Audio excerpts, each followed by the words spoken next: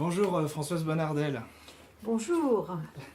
Je voulais vous interviewer aujourd'hui sur Antonin Artaud parce que j'ai lu votre livre il y a encore peu de temps. C'est un livre qui m'a fait beaucoup bouillonner l'esprit, d'autant que je m'intéressais un peu à Artaud quand même. Et donc voilà, j'ai lu aussi quelques-uns de vos autres livres qui portent généralement sur ce que j'ai lu sur l'alchimie, l'hermétisme et donc voilà quelques personnages comme Artaud. Et aujourd'hui, je voulais donc parler surtout de ce livre-là, Antonin Artaud, La fidélité à l'infini. C'est publié aux Chez éditions Pierre-Guillaume Deroux. Pierre-Guillaume Deroux, ok. Pierre-Guillaume Deroux, donc c'est une édition récente parce qu'il y en a Alors, une c'est qui- la réédition Mhm.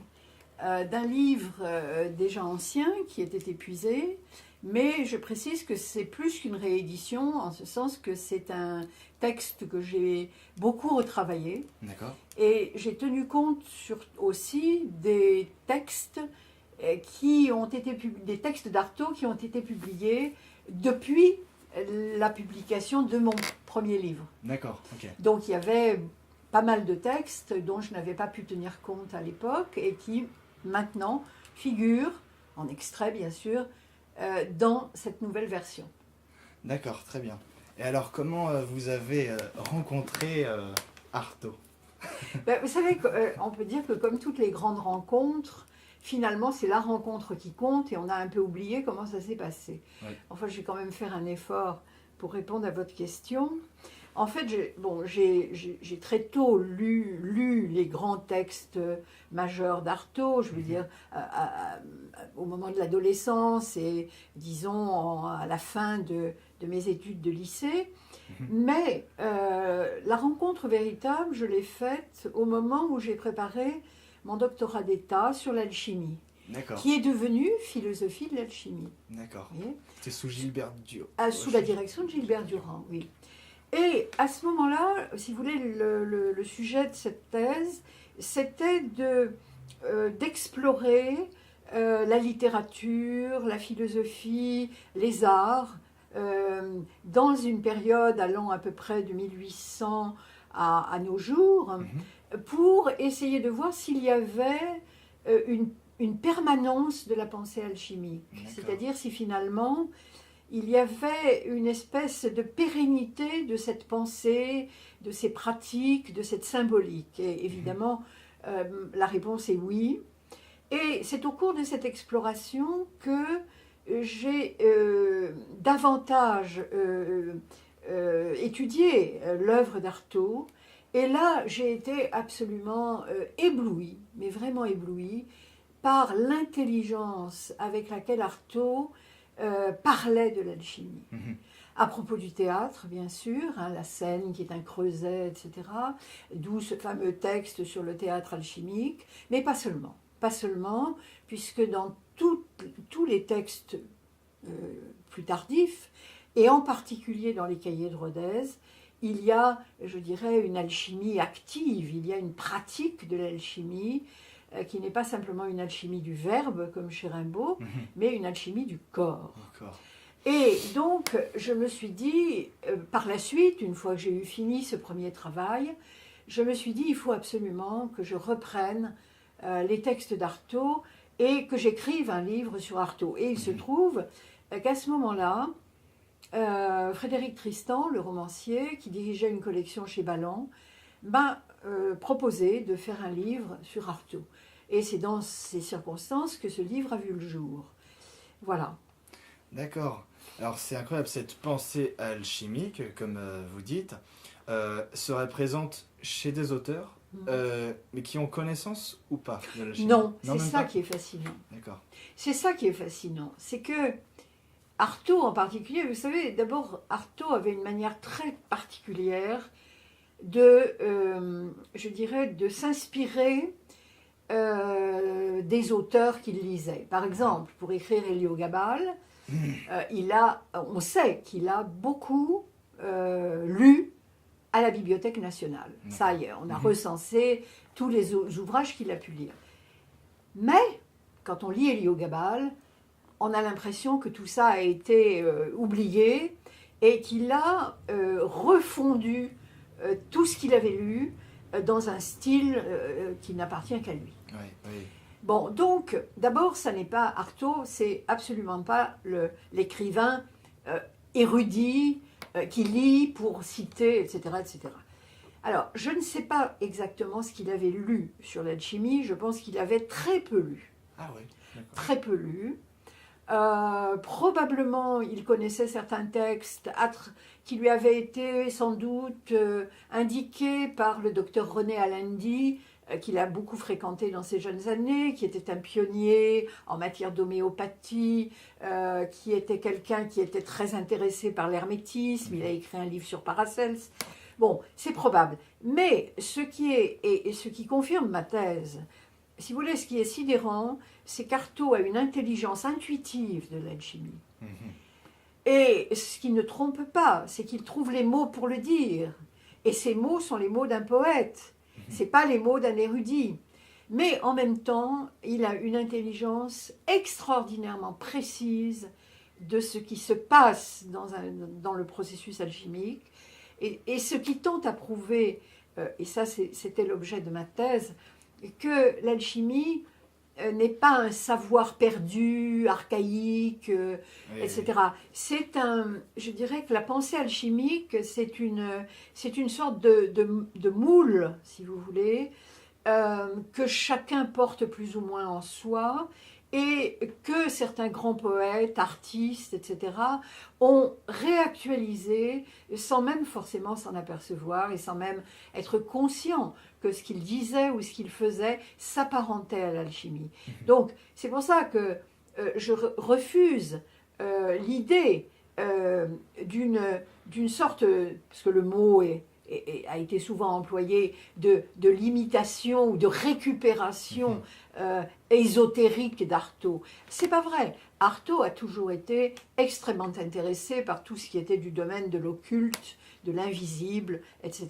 Donc c'est une tournure d'esprit chez lui, qui correspond d'ailleurs je dirais, à un savoir secret.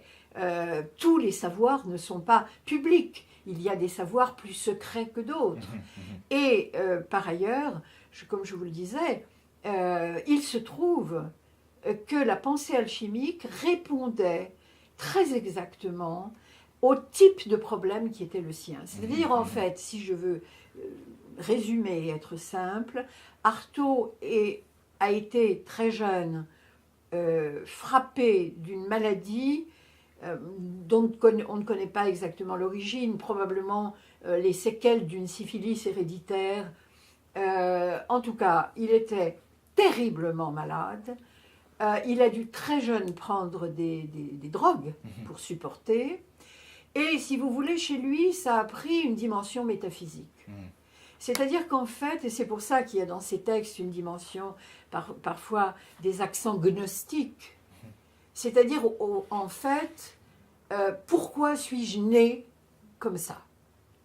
Quel est le malin génie, le mauvais démiurge, le dieu pervers qui m'a fait naître pour supporter autant de souffrances? Et je ne dirais pas qu'il a trouvé la panacée, malheureusement, physiquement, il n'a jamais réussi à se guérir, mais psychiquement, il a trouvé dans la pensée alchimique l'antidote.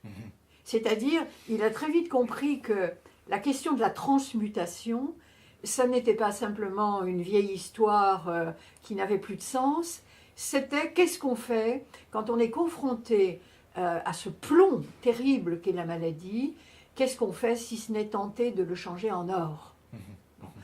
Et là, moi je pense que l'effort d'Artaud, cette espèce de passion qui a été la sienne au sens christique du terme, eh bien, c'est une illustration, une expression de ce que la pensée alchimique a probablement de plus noble, de plus grandiose. Vous voyez.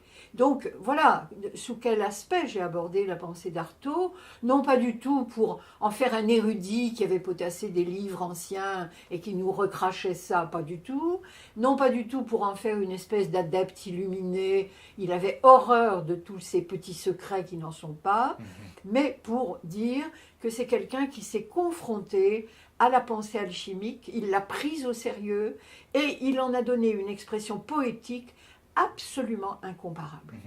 Donc c'est le génie poétique, en fait, qui lui a permis de retrouver la quintessence de cette pensée.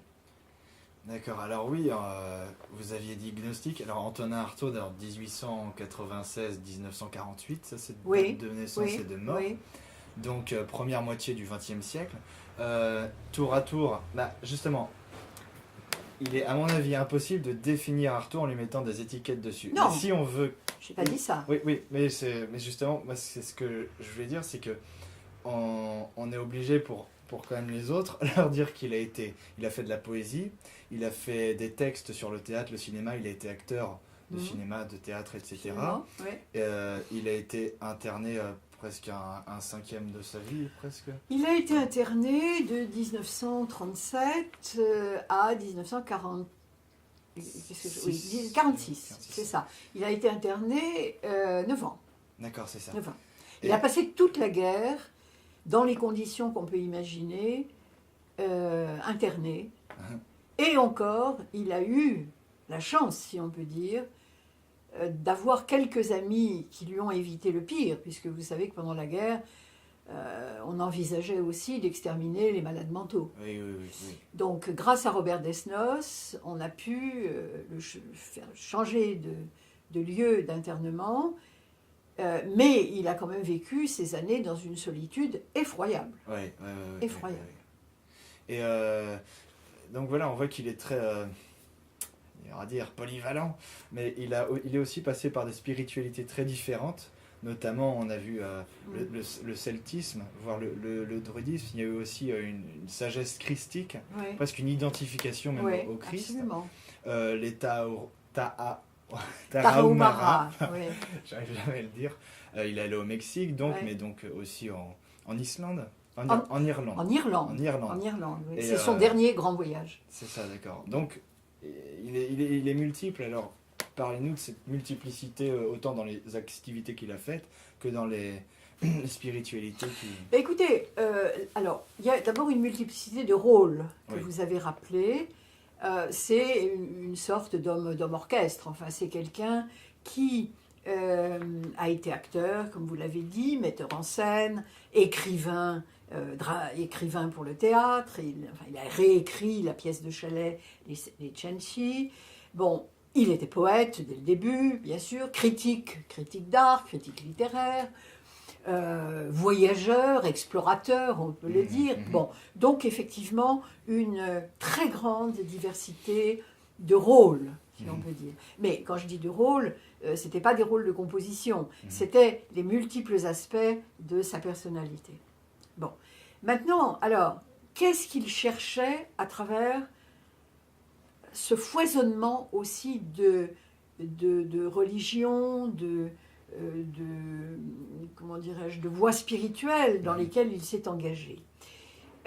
Moi, je pense qu'il a toujours cherché une seule et unique vérité, qui était la pierre philosophale, mais au sens où qu'est-ce qui peut guérir l'homme ? Qu'est-ce qui peut guérir l'homme de la malédiction d'être homme ? Bon, aggravé évidemment dans son cas par cette terrible maladie, mais quand on voit la manière dont il parle des autres hommes, de ses contemporains, de la maladie qui frappe le monde occidental, il ne se considérait pas comme le plus malade. Il considérait que les gens ne savaient pas qu'ils étaient malades. Et qu'en fait, en particulier, il ne faut pas oublier cette période de l'entre-deux-guerres, n'est-ce pas, où l'Europe vit sous ce choc énorme qu'a été la Première Guerre mondiale. Alors, Artaud, mais depuis toujours en fait, a une intense curiosité pour tout. Et il lit, il se documente, il s'informe, etc. Et il ira aussi, comme vous l'avez dit, au Mexique sur les pas des Tarahumara. parce qu'il veut chercher ce secret de guérison, en fait. Et je dirais bien qu'il traverse. Alors, si vous voulez, c'est un faux problème de dire il a été ça, puis il s'est renié, puis il a été ça, jusqu'au moment où il a découvert la vérité, il est devenu athée. C'est absurde, à mon avis. Artaud a toujours été sincère dans toutes les phases de son aventure. Simplement, c'est comme un serpent qui mue, si vous voulez. Il se dépouille d'une peau et une fois que sa nouvelle peau est vieille, il en change, etc., etc. La logique d'Artaud, c'est une logique de transformation. C'est une logique de métamorphose. Une métamorphose dont il attend une ultime guérison. Donc, il est sincère tout le temps. Il est sincère quand il est polythéiste, il est sincère quand il est chrétien, à un moment donné à Rodez. Il est sincère quand ensuite il renie le christianisme. Donc, je pense qu'il y a une constante sincérité chez Artaud qui ne s'est satisfait d'aucune des formes qu'il a traversées. N'oubliez pas ce qui est, à mon avis, la clé de sa pensée. C'est ce qu'il écrit dans Le théâtre et son double, plus exactement au début, dans ce texte extraordinaire qui s'intitule Le théâtre et la culture. Et c'est une idée qu'il reprendra justement lors de son séjour au Mexique, dans les messages révolutionnaires. Il dit il faut brûler les formes pour gagner la vie. Oui. Et ça, c'est, à mon avis, le secret de l'incessante métamorphose d'Artaud, y compris sous ses formes délirantes et sous ses formes excessive et pathologique, c'est qu'il a passé son temps à brûler, à casser, à détruire des formes, en espérant que de ce brasier ou de ce tas de ruines naîtrait une forme nouvelle. Oui. Artaud, c'est le phénix qui meurt et ressuscite constamment. Donc, je pense que si on garde en mémoire cette idée simple, mais très forte, brûler les formes pour gagner la vie, on s'aperçoit qu'il n'a jamais fait que ça. Oui. Et ça explique pourquoi il a traversé tant de formes. Oui, oui. Parce que à chaque fois, il espérait regagner la vie.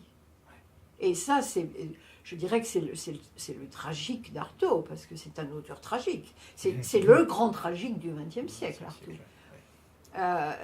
C'est le fait que même en engageant cette sincérité dans ce mouvement, il n'a pas réussi physiquement, en tout cas. Psychiquement, je pense qu'il s'est effectivement régénéré, mais physiquement, il n'a pas réussi à vaincre cette maladie qui l'a emporté. Oui. Pour moi, il est un peu comme ces grands malades du 19e siècle. Je le compare parfois, mais c'est incomparable, ces personnes-là. Comme Nietzsche, par exemple. Il y a quelques points communs avec Nietzsche, très intéressants. Ou même, on pourrait dire Nerval, peut-être à certaines limites. Absolument. Mais je trouve qu'il y a une constante, vous parliez de constante chez Artaud, et je trouve qu'il y a une constante que vous avez soulignée un moment dans votre livre, sans se focaliser dessus, c'est un certain gnosticisme, dans le sens où le monde est corrompu, et il faut retirer... Oui, alors ça, je n'en ferai pas quand même une ligne... Enfin, c'est un des traits marquants de son caractère, je dirais plutôt, de sa sensibilité. Il y a chez lui une sensibilité gnostique au sens où vous savez qu'au 1er siècle de l'ère chrétienne, se sont multipliés dans le bassin méditerranéen des mouvements, certains disent des sectes, en tout cas des mouvements sectaires, effectivement, mais sans que ce soit péjoratif, des communautés qui rejetaient radicalement l'existence en ce monde. Ce monde était corrompu, ce monde était mauvais, il avait été façonné par un mauvais démiurge, et il fallait donc, par l'abstinence, la chasteté, le refus de la chair, etc., il fallait s'en abstraire, il fallait chercher à le quitter au plus vite possible. Oui. Alors, en ce sens-là, si vous voulez, il y a une sensibilité gnostique chez Artaud. Mais ça, on la trouve aussi chez Simone Weil, par exemple, chez Émile Cioran, bien évidemment. Donc, ça, c'est un aspect. Mais je dirais pour ma part que ce n'est Le gnosticisme, c'est ce qui lui permet d'expliquer en quelque sorte son propre état, sa maladie, cet état de terrible qui est le sien. Mais ce n'est pas la solution.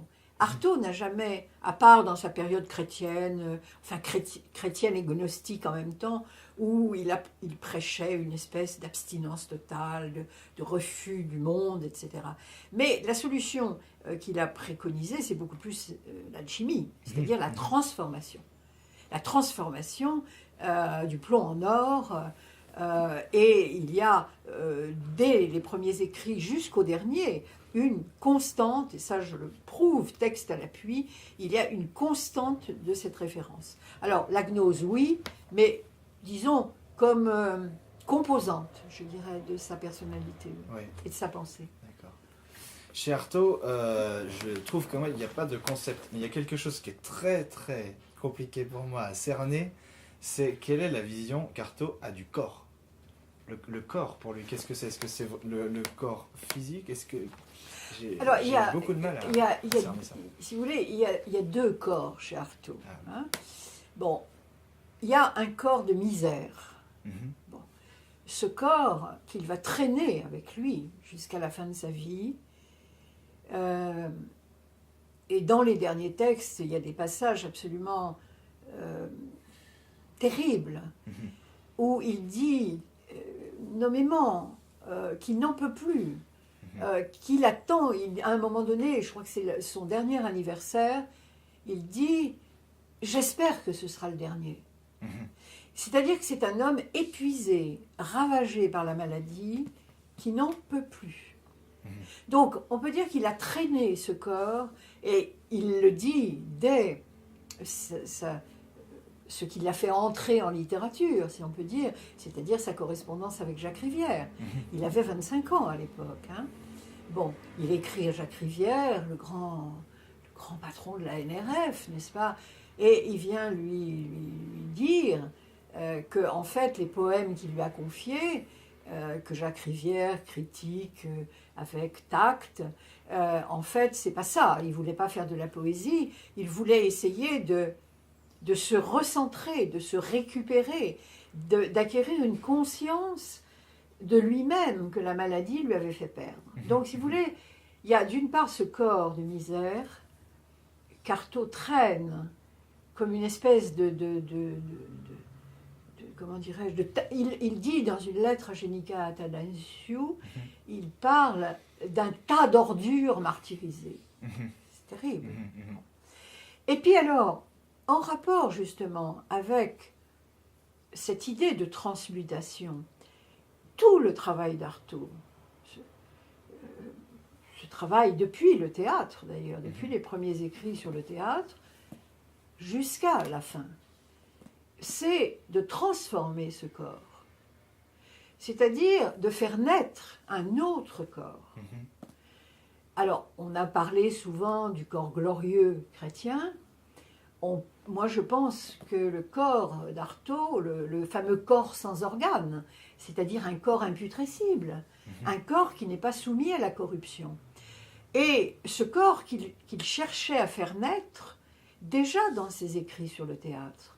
Parce que si vous lisez les textes du théâtre et son double, bien sûr, le théâtre de Séraphin, un athlétisme affectif, vous vous rendez compte qu'il a très vite et très bien compris ce que l'on pouvait tirer de la pratique du souffle. Oui. Donc, évidemment, il est allé se documenter vers le yoga, toutes les techniques, si vous voulez, toutes les pratiques du souffle qui venaient en général d'Asie. Et moi, je pense qu'il y a énormément de rapports entre le corps sans organes et le corps d'immortalité qui est à la fois celui de l'alchimie et celui du taoïsme. Du taoïsme dont les pratiques s'apparentent à l'alchimie d'ailleurs, et qui consiste à faire naître un corps subtil d'immortalité, un embryon d'or, comme le disent les taoïstes. Et je pense que c'est exactement ce qu'a cherché Artaud. Or, ça n'a rien, je veux dire par là que ça n'a rien de fou, ça n'a rien d'ésotérique au sens péjoratif du terme.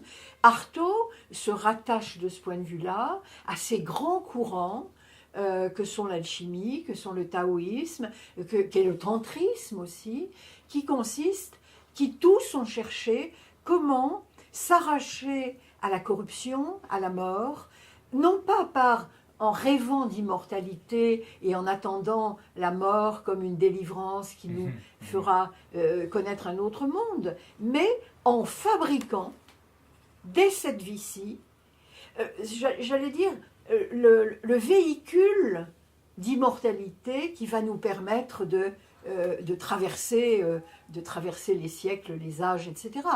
Donc, ça, c'est un aspect, si vous voulez, fondamental de sa pratique, et plus que de sa pensée. C'est un praticien, Artaud, c'est un opératif. D'ailleurs, il dit constamment à Rodez, il dit « je travaille hein, ». Ne me dérangez pas, je travaille. Je suis un travailleur. À un certain moment, il dit « je suis un franc-maçon ». Au sens, ne parlez pas de la franc-maçonnerie, mais je suis un franc-maçon au sens je suis un ouvrier qui accomplit cette tâche démesurée de se refaire un corps.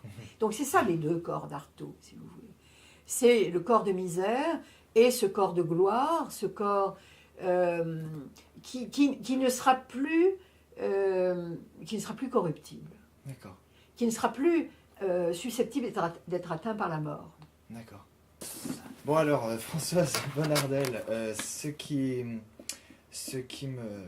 je tenais à aborder aussi dans cette vidéo, parce qu'évidemment, aborder Artaud, c'est énorme, et il y a déjà beaucoup de choses dans ce livre.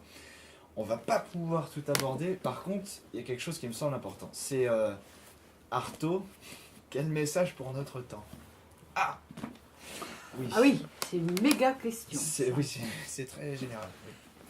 C'est très général, mais effectivement, c'est la question qu'on se pose, enfin qu'on devrait se poser, à laquelle il est difficile de répondre par une formule simple. Bon, d'abord, je pense que Artaud aujourd'hui ne serait que très difficilement publié. Parce que j'imagine mal un éditeur prenant le risque aujourd'hui d'avoir procès sur procès, parce qu'il y aurait soit atteinte aux bonnes mœurs, soit les ligues bien pensantes qui viendraient contester tel ou tel de ses propos, etc. etc. J'affirme, je prends le risque d'affirmer qu'aujourd'hui Artaud serait censuré, purement et simplement. Ah oui, d'accord. C'est-à-dire que nous n'avons fait aucun progrès en matière de liberté d'expression depuis le temps d'Artaud. Je dirais même que nous avons régressé. Or, pensons tout de même que l'œuvre d'Artaud a été publiée chez Gallimard, la plus prestigieuse maison d'édition de l'époque. Que Gallimard a pris le risque de publier des textes incendiaires, des pamphlets. Bon. Donc, de ce point de vue-là, je pense que, hélas, nous avons régressé en matière de liberté d'expression et que ça ne fait que confirmer ce qu'était le diagnostic d'Artaud sur notre temps. Il me semble, si vous voulez, que nous sommes moins que jamais capables d'entendre ce que dit Artaud. D'ailleurs, il faut bien le reconnaître, l'œuvre d'Artaud, aussi prestigieuse soit-elle, est un peu dans, je dirais pas un purgatoire, mais enfin, bon, on s'intéresse aux grands textes classiques. Hein, mais, je l'ai bien vu aux réactions qu'a suscité ce livre, on s'est forgé d'Artaud une image assez stéréotypée, le poète maudit, sur qui on raconte toujours les mêmes anecdotes, etc. Bon. Et depuis sa sortie de Rodez en particulier, et les mois très brefs qu'il a passés à Paris, entouré d'ailleurs d'une cohorte d'amis dont on se demande s'il méritait vraiment ce titre pour certains, il y a une sorte d'image d'Artaud intouchable. Artaud était athée, Artaud détestait tout ce qui avait trait à la spiritualité, Artaud était matérialiste, etc. etc. Bon. Donc, si vous voulez, il y a déjà à redresser l'image d'Artaud, et moi, c'est ce que j'ai essayé de faire dans ce livre, pour dire qu'Artaud était resté fidèle à lui-même de A jusqu'à Z, du début à la fin. Que c'est même un des exemples les plus extraordinaires de fidélité à soi-même que l'on puisse trouver chez un écrivain, chez un auteur.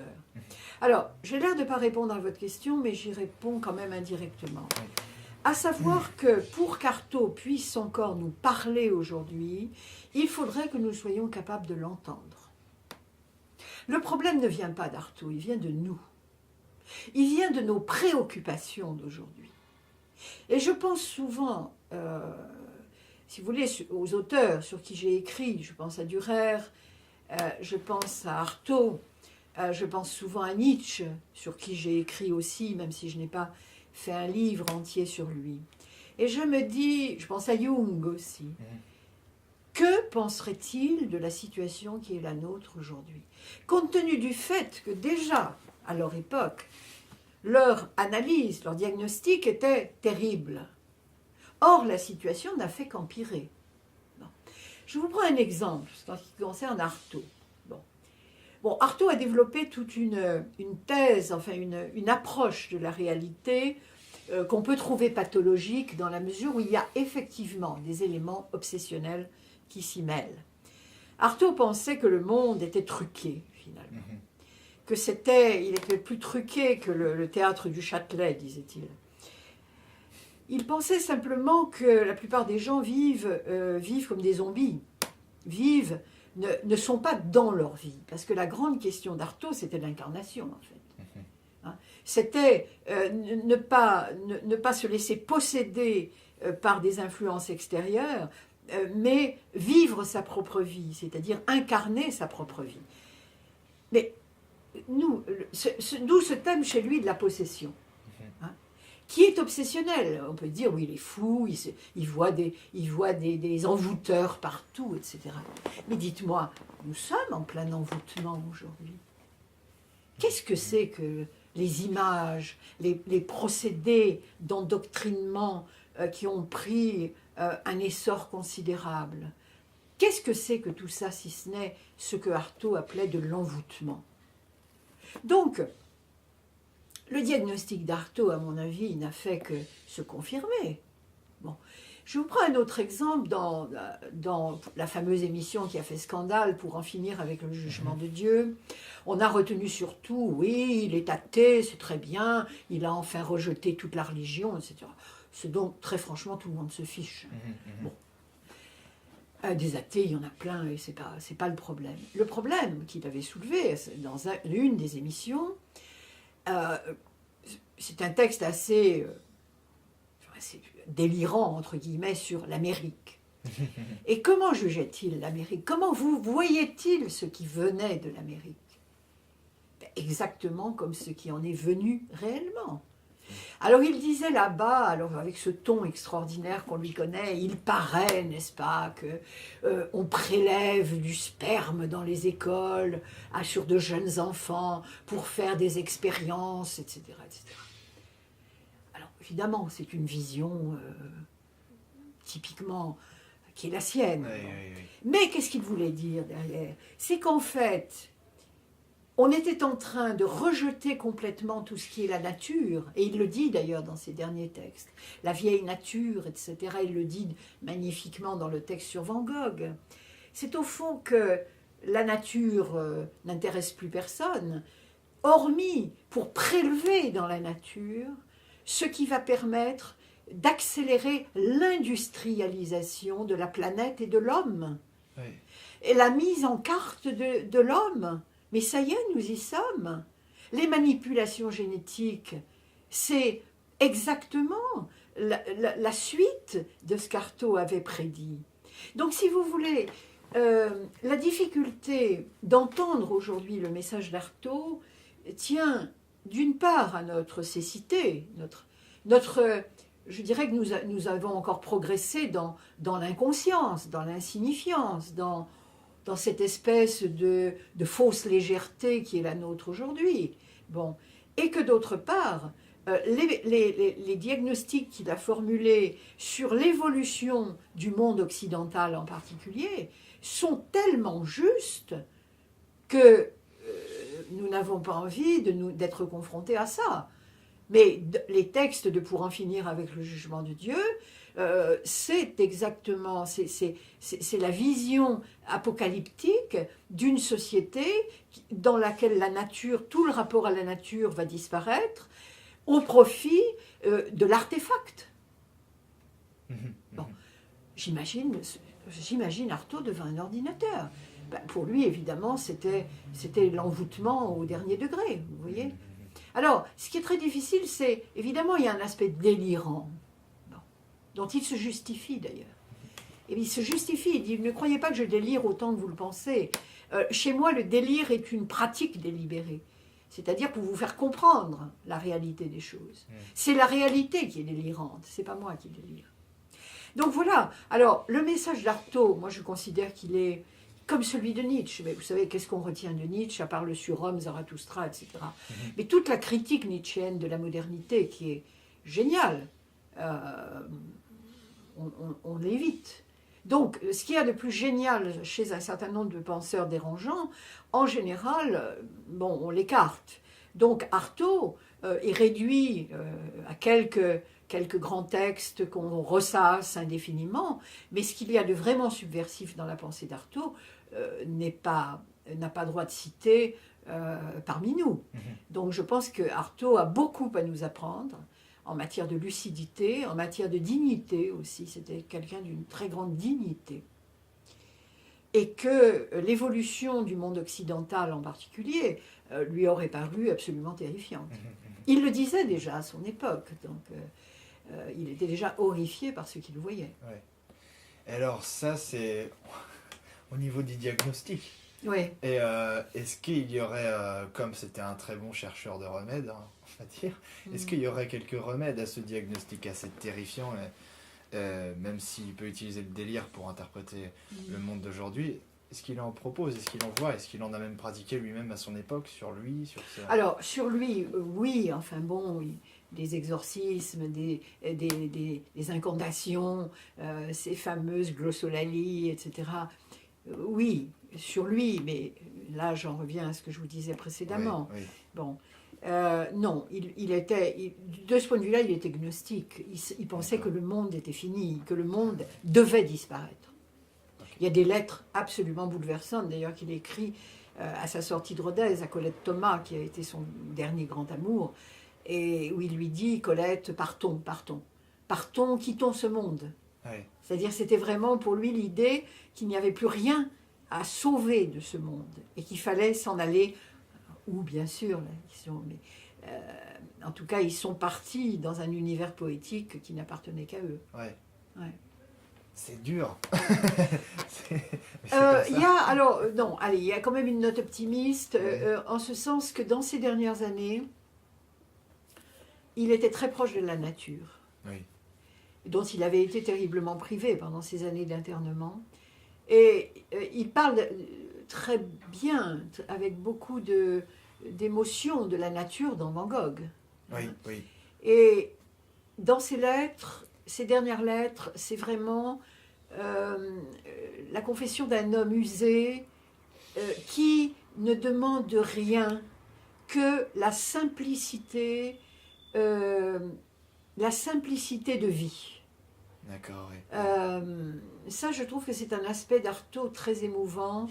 C'est, si vous voulez, le baroudeur qui est exténué de tout ce qu'il a vécu, vu, compris, et qui demande des choses simples. Dans son langage méditerranéen, c'est la nature, les champs de blé, un bon aioli. Vous voyez, c'est vraiment d'en revenir, mais pas à un matérialisme. Ah, oui. C'est là où je trouve qu'on s'est beaucoup trompé. C'est au contraire la matérialité glorieuse des toiles de Van Gogh. D'accord. Hein. C'est pas le matérialisme vulgaire, c'est trouver dans la matière transfigurée par l'art, et la matière transfigurée qu'un poète est capable de voir dans la moindre chose, c'est de voir la véritable pierre philosophale. D'accord, ouais. C'est de dire, c'est la réalité qui est belle à partir du moment où on est capable de la voir d'une certaine manière. Alors, il y a comme ça, dans ces derniers textes, des trouées, je dirais, d'espérance. Il y a des moments où on se dit, tiens, là, il a dû être heureux. En particulier lors d'un séjour dans le Midi de la France qu'il a fait, et où on pense qu'il y a eu, d'après ses lettres, des moments de bonheur, des moments de... Bon, aussi heureux qu'on puisse être quand on est Antonin Artaud, mais enfin, Oui. quand même. D'accord. Parce que alors ça, c'est une interprétation toute personnelle que je fais, mais pour moi, le théâtre et son double, donc un texte qui devait à la base s'appeler le théâtre alchimique, paraît-il. Oui, il y a eu plusieurs titres Ouais. possibles. Eh ben, j'ai l'impression que ça venait quand même, il fallait transmuter peut-être l'acteur sur scène, et le public aussi devait être transmuté Oui. d'une certaine façon. Bien Est-ce sûr. que c'est pas justement une de ces réponses à l'envoûtement comme un exorcisme social, un exorcisme collectif? Absolument. Oui. Alors là, vous avez raison. On aurait même dû d'ailleurs peut-être en parler avant. Vous avez tout à fait raison. C'est-à-dire que, mais c'est une préoccupation qui est restée la sienne jusqu'à la fin, D'accord. puisqu'il a encore écrit en 1947, donc un an avant Ah sa non, mort, forcément. il a écrit un très beau texte pour Colette Thomas, qui a lu ce texte à la Galerie Pierre d'ailleurs, sur le théâtre alchimique encore. C'est-à-dire qu'il a repris ce thème du théâtre alchimique.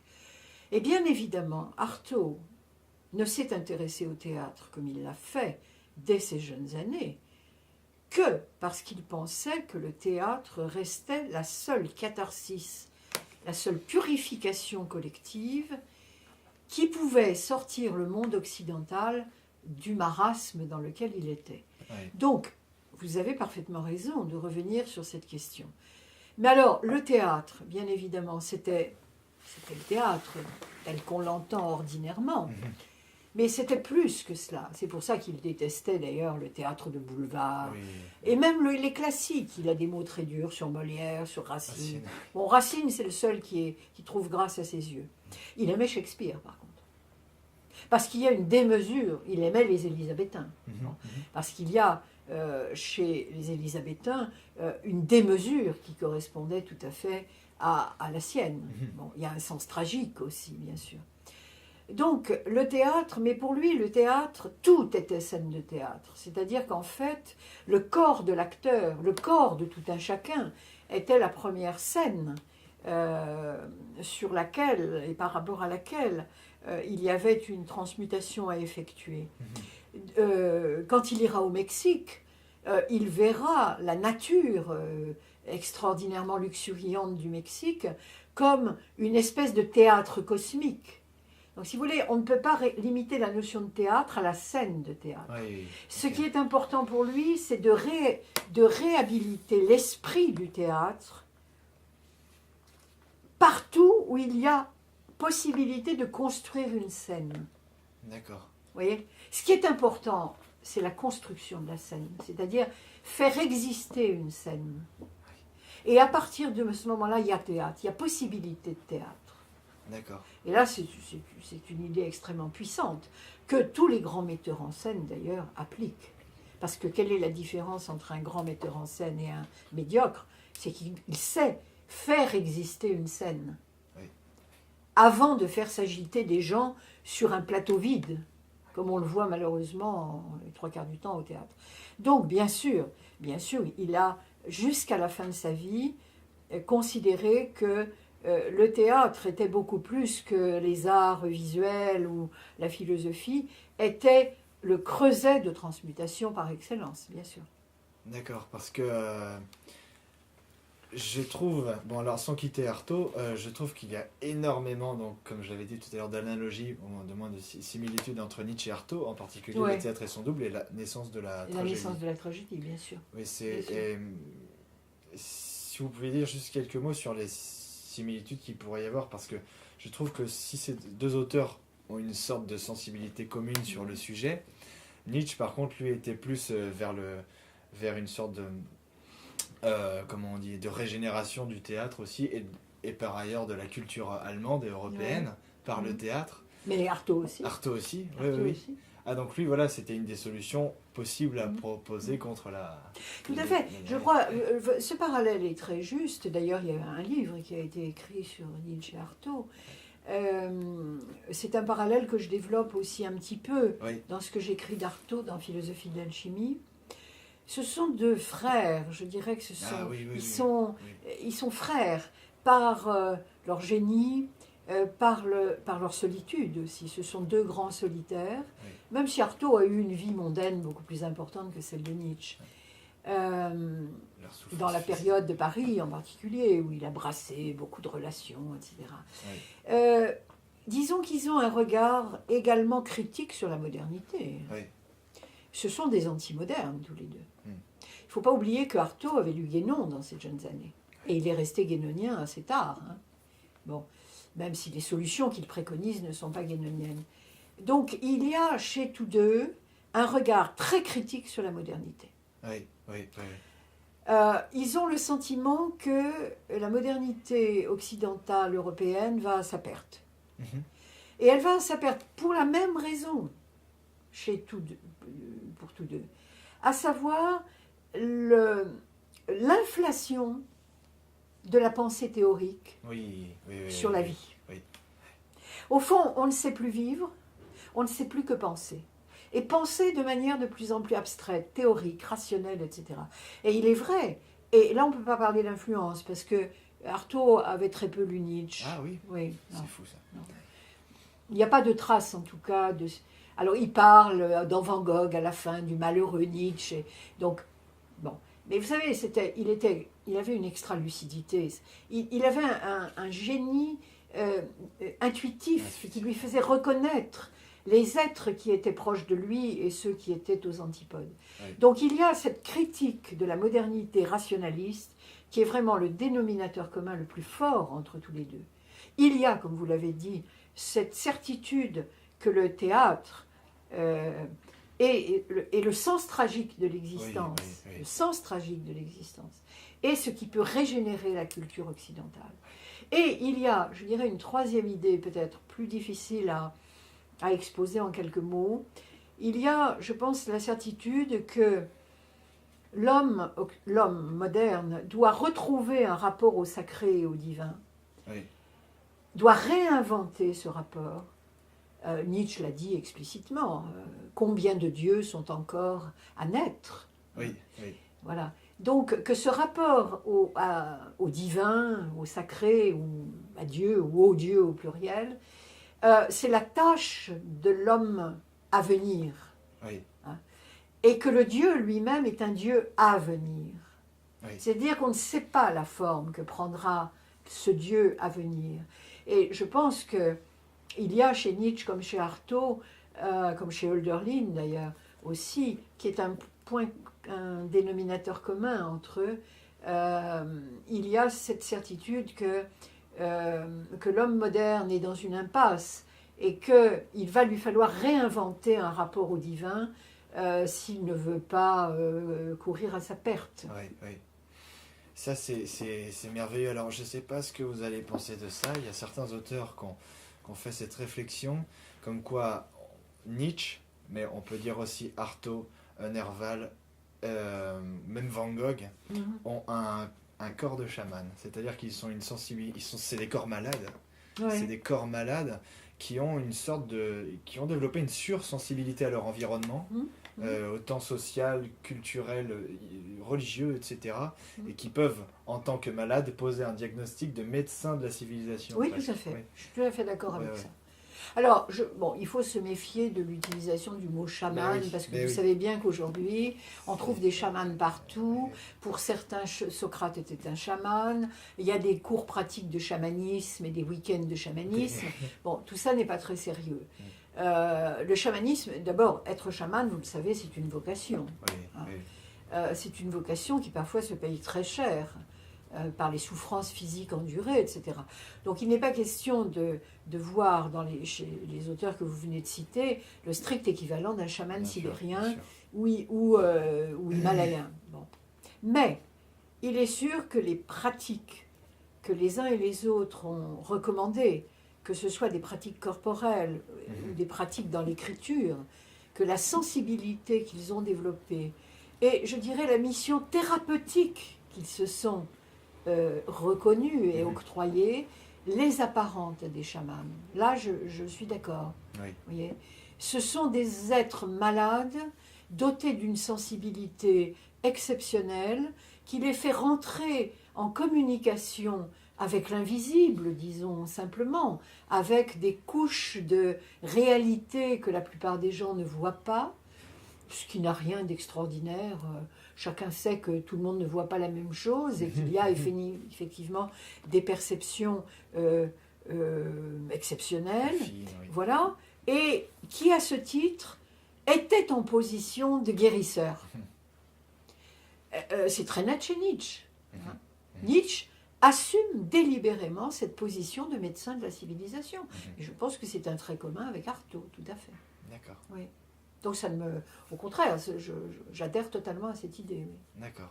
Alors Françoise Van Ardel, on arrive à notre troisième partie de conclusion cette fois-ci, et j'aurais beaucoup aimé que vous lisiez un des passages que j'ai choisi personnellement du livre pour montrer quel genre de texte il peut y avoir enrichissant à l'intérieur. Voilà. Alors peut-être faudrait-il préciser contextualiser que c'est un texte, enfin c'est un texte de moi, donc peut-être qu'il aurait été bien de dire un texte d'Artaud, non? Oui, bien sûr.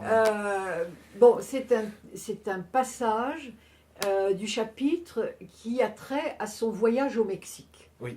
Le voyage au Mexique qu'il a fait en 1936, durant lesquels il a écrit ces fameux messages révolutionnaires, qui sont des textes absolument magnifiques. Et je dirais, c'est les derniers textes vraiment extrêmement lumineux d'Artaud. Ensuite, il sombre dans des considérations quelque peu exaltées. Mais là, je dirais qu'il y a une exaltation solaire qui est absolument magnifique. Et c'est aussi parce qu'à cette époque, il espère encore trouver la guérison au Mexique. Il espère non seulement à travers le rite du peyote qu'il a pratiqué, à ses dépens, me semble-t-il, mais parce qu'il lui semble trouver au Mexique la fameuse culture solaire, la culture cuivrée mexicaine, qui serait pour lui le modèle que l'Occident dont il devrait s'inspirer. Alors, c'est dans ce contexte que j'ai écrit ce sous-chapitre que j'ai intitulé la guérison magnétique. Durant cette période, marquée par un hermétisme teinté de paganisme, Artaud croit donc encore qu'une magie puisse conjointement accroître les échanges entre les diverses régions de l'être, décloisonner, amplifier la respiration, en ouvrant l'homme à une poésie cosmique, et amorcer par là même un travail de verticalisation grâce à son insurrection permanente contre les formes solidifiées et à la maintenance d'une exaltation ignée. Ignée, c'est-à-dire de l'ordre du feu. Il est clair qu'à ses yeux, la magie n'a jamais été une sorte de contre-pied irrationnel de l'hyper-rationalisme occidental, faisant office de soupape de sécurité qui, par son dévergondage ésotérique même, œuvrerait en sous-main à promouvoir la vraie rigueur logique et scientifique. Artaud s'est très vite rendu compte que la magie véritable est rigoureuse, qu'elle est la rigueur même, jusqu'à se manifester sous la forme d'une implacable cruauté. Bien documenté sur la magie renaissante, il en reprend à son compte, ou verse à celui du Mexique, certaines des visions dominantes, à savoir rétablir un lien vivant entre macrocosme et microcosme, refaire circuler l'énergie vitale entre les différents règnes artificiellement isolés par la rationalité et, je cite Artaud, faire renaître la chaîne magique dans les foules. Sa vision des dieux mexicains est elle-même très fortement marquée par l'hermétisme. Force de liaison, émanation, irisation, ces dieux médiateurs et animateurs, dit Artaud, jouent aux quatre coins sonnants de l'atmosphère, aux quatre nœuds magnétiques du ciel. Esprits de vie, comme le Mercurius alchimique, ils échappent à la captation représentative, à l'inévitable trahison des forces par les formes.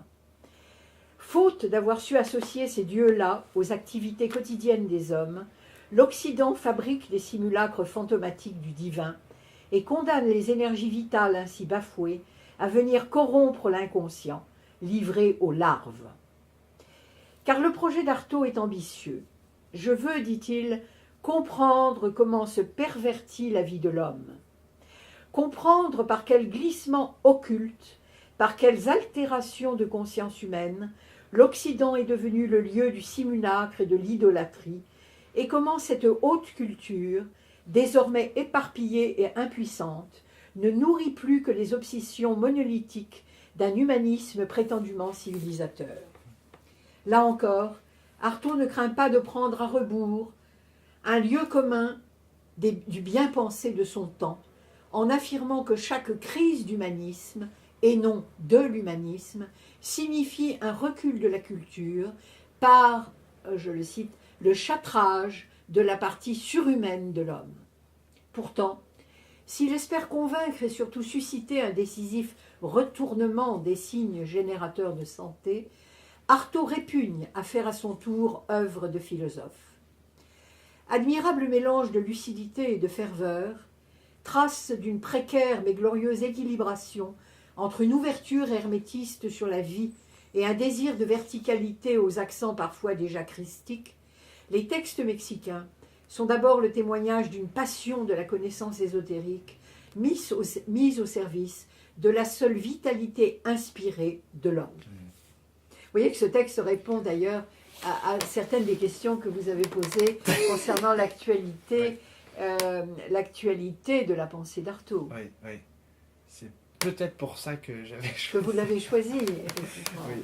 C'est que là, on voit bien en fait le filon qui sous-tend, en tout cas, les livres que j'ai lus de vous, c'est-à-dire la pensée hermétique, alchimique. Oui. Hermétique, Oui. alchimique. Oui.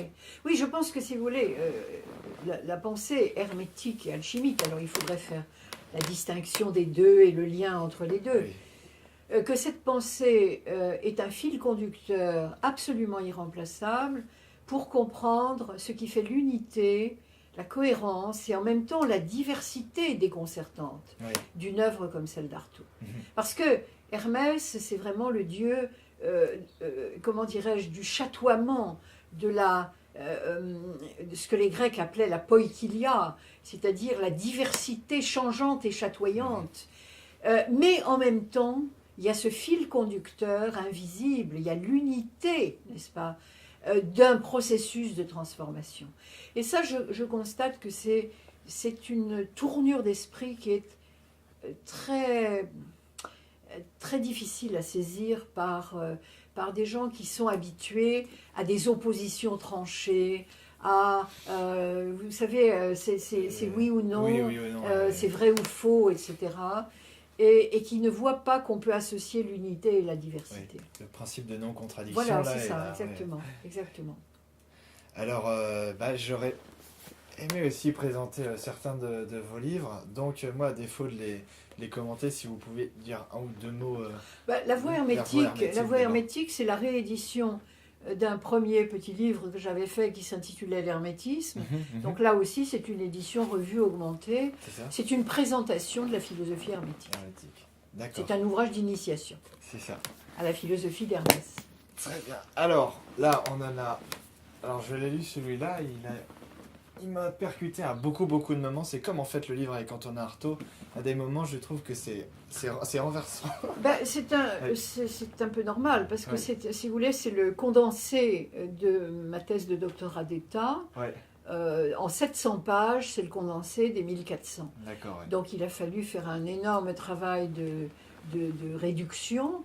Et voilà, et essayer de rendre ça accessible à un public relativement plus large qu'un public universitaire. Et alors celui-ci, Anthologie de textes alchimiques philosophés par le feu. Celui-ci, donc ça c'est... Vous avez même traduit, vous m'avez dit, des textes à partir du latin. Oui. D'accord. J'ai voulu essayer de donner au public français une idée de ce qu'était la littérature alchimique. Ouais. Parce qu'elle est éparpillée, souvent dans des maisons d'édition un peu confidentielles, Ouais. ou alors elle a été réunie à partir du XVIIe siècle dans des sommes, mais qui sont en général en latin et introuvables, Ouais. alors que c'est une littérature d'une incroyable richesse. Donc on cite là aussi, on cite toujours les mêmes textes, alors qu'il y a des quantités de textes inédits qui dorment dans les bibliothèques. Donc j'ai voulu essayer de donner une idée, si vous voulez, de ce qu'était cette pensée, dans ses différentes facettes, en rapport évidemment avec le processus de transformation alchimique, c'est-à-dire avec la logique du grand œuvre, Ouais. en sélectionnant des textes et en les présentant. Donc effectivement, c'est une somme, c'est une petite encyclopédie de la pensée alchimique. D'accord. Et illustrée, puisque Illustré, oui. Voilà. Je montrais ça, il y a des illustrations partout, presque à toutes les deux pages, toutes les pages. Donc très très très beau livre. Alors à feuilleter, je pense pas que c'est C'est une pas à logique lire de... d'un coup. Oui, voilà, c'est ça. Non. Oui, d'accord. C'est un magnifique livre. Et, C'est comme un dictionnaire, un peu une encyclopédie, si vous voulez. Voilà. Et alors, est-ce qu'on peut évoquer le fait que vous travaillez prochainement sur un livre ou sur Oui, j'ai Jung toujours un livre en chantier, C'est ça, effectivement, oui. Entre-temps, j'en ai produit d'autres, mais enfin, on ne va pas tous les énumérer, c'est pas le but de l'émission. J'ai en particulier écrit un livre sur Dürer, auquel je tiens personnellement beaucoup. Je me suis intéressée pas mal à la question de la culture aussi, en publiant Des héritiers sans passé. Là, je vais publier en février prochain un petit livre sur un thème apparemment, j'allais dire très à la mode et presque commercial, sur le thème prendre soin de soi. Oui. Mais, si vous voulez, pour essayer de démystifier un peu cette idéologie du bien-être et du bonheur. D'accord. Et pour rappeler la grande tradition du soin de l'âme, en particulier, qui a été la grande question depuis les Grecs. Jusqu'à Artaud, d'une certaine manière, parce qu'Artaud essaye aussi de prendre soin de soi. Donc, pour montrer que cette question ne consiste pas simplement à aller au hammam ou à fréquenter les spas, mais qu'il y a derrière cette question une interrogation fondamentale sur l'homme, sur lui-même, etc. Donc ça sortira. Et j'ai en tête, plusieurs ouvrages, dont en particulier un livre sur Jung, sur le livre rouge de Carl Gustav Jung. Une gnose pour notre temps. Voilà, qui est un peu, je dirais, c'est un peu le chantier, c'est le grand chantier de Jung. Ça pourrait présenter des rapports avec les cahiers de Rodez d'Artaud. C'est-à-dire, c'est vraiment les matériaux bruts livrés par l'inconscient, et puis quelqu'un qui, au milieu de tout ça, essaye de se repérer et de ne pas devenir fou. Donc, il y a un rapport qui pourrait être fait, effectivement, entre les deux. D'accord. Voilà. Pour une dernière chose, est-ce que vous auriez une sorte de mot ou pas, de fin, tout ce que vous voulez, un message final ou pas, que ce soit sur Artaud ou sur n'importe quoi d'autre? Écoutez, ce que je crois je pourrais dire, c'est que le dénominateur commun, en dehors de l'alchimie et de cette question de la transformation, le dénominateur commun de tous les grands auteurs auxquels j'ai été amenée à m'intéresser, c'était le souci de culture. Et de culture, évidemment pas au sens d'érudition, de savoir livresque, etc. C'était la culture au sens aussi de prendre soin de soi, c'est-à-dire qu'est-ce que ça veut dire se cultiver, qu'est-ce que ça veut dire se former, qu'est-ce que ça veut dire devenir un homme, tout simplement. Et je constate que c'est une interrogation qui paraît obsolète aujourd'hui. C'est-à-dire qu'au fond, on sait ce que c'est, on a les clés, mais s'interroger sur les conditions dans lesquelles on conduit des êtres humains à devenir des hommes véritablement, hommes et femmes bien sûr, je pense que c'est un questionnement qui devient presque, pas interdit, mais enfin, qui s'il était vraiment posé, remettrait en cause bien des choses. Ouais, Et moi, je dis que simplement, le souci de culture, le souci de devenir ce que l'on est, selon la fameuse formule de Nietzsche, n'occupe pas dans nos sociétés la place qui lui revient. D'accord. Et que si j'avais une incitation, ce serait vraiment, effectivement, inciter les êtres à devenir ce qu'ils sont, mais pas simplement en obéissant à des flashs publicitaires ou en feuilletant des magazines de mode. D'accord. Voilà. Merci beaucoup Françoise Bonnardel pour cette interview. Eh bien, merci d'en avoir pris l'initiative et de l'avoir conduite par vos questions pertinentes. Merci.